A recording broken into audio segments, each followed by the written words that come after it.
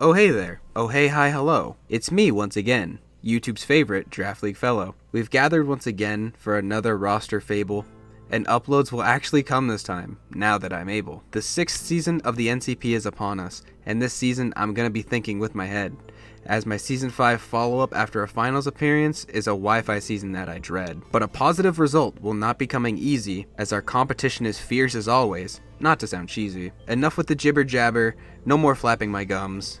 Let's get right into who I picked, starting with round number 1. With 4 top tier Pokemon I really wanted to try, when I heard my draft position, I genuinely wanted to cry. With pick number 5, my heart was aching, as all 4 prospects before me were taken. What can I take now that there's nothing new? Well, after a solid performance in the IBA, I decided to start with Mew. You name it, Mew can do it. Anything and everything at all. Just don't ask her to be taking a Shadow Ball. With such variety from Mew, any Pokemon could be a good pair. Especially the one that would piss off J-Bear. This Mon came back to me and I was a little shocked it didn't go sooner, so I grabbed the legendary Face, the mascot of the OK Rillaboomer. Powerful glides, recovery from Mew, and U-turn momentum. It seemed too perfect a pair for me to not want to get him. In round number 3, in my opinion, I got a steal. I had to triple check the doc to see that this pick was real. With the snake on the board and not a point to spare, your flying types don't mean shit when I shoot them out of the air. Randall joins the team and is excited I was a ton, as he is often a Pokemon that is seen taken round 1. Some people don't like his true potential, but I have no soul, so prepare for lots of subtoxics. Sorry not sorry, lol! With a very fat and versatile team, I wanted some Mons who could pack a punch. Although don't ask our next member to switch in and take a crunch. As Sir Peso would say, this shit meta gross. But the only shine on me will be my championship throne. Since my ground type didn't have rocks, I needed a steal that did. The double psychic type was an issue that I hid. Metagross brings a lot to the team though, lots of room to be creative. And as for my opponents, up is what they might give. We needed a roadblock, something to make ghost and dark types hit not as hard. A very simple task for the new bird, Moltres Galar. Rest talk, setup, U-turn, and powerful stab. It might not look like much, but it causes plenty of headache in the lab. And while this chicken may not come home to roost, this Pokemon is an absolute demon when it's getting its Berserk boost. Our team is super strong, but I needed a killer, an absolute bloodhound, a rocker, and a speed tier filler.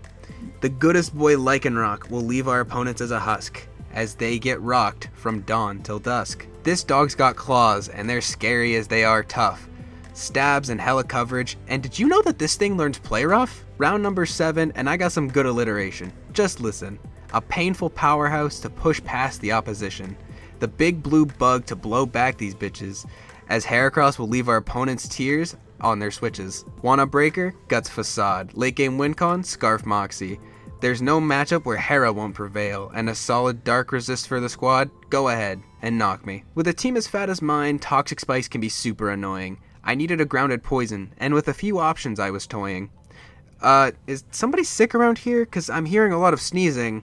Oh, sorry, that's just my draft pick, Cantonian Wheezing. Sturdy fighting resist, T-spikes of our own, and honestly, some cool ass coverage. When you stare him down, don't get caught in the smog.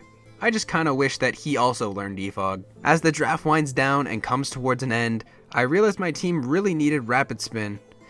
Not my initial choice, but number 1 in my heart, as my baby boy Blastoise solidly fills the part. Our team's bulky water, spin, flip turn, and utility galore. And in Gen 8 they gave him Shell Smash, making him even more fearsome than before. A Snipe forced me to adjust my plan, but that's a small price to pay.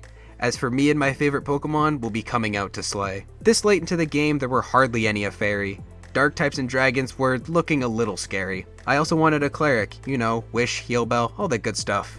And the next thing you know, I ended up with Wigglytuff. I wasn't overly sold on her, but Owen was quite the salesman, since Wiggly served more purpose than what my fairy would have been. But for a low tier normal with fat wishes to keep the team healthy, Wiggles fit the point budget, as this point, we weren't too wealthy. Miska! What? What's that? Muska! Who? What's going on? Mickey Mouse! Oh, it's he. Pikachu! Our final pick, who better than the classic face of it?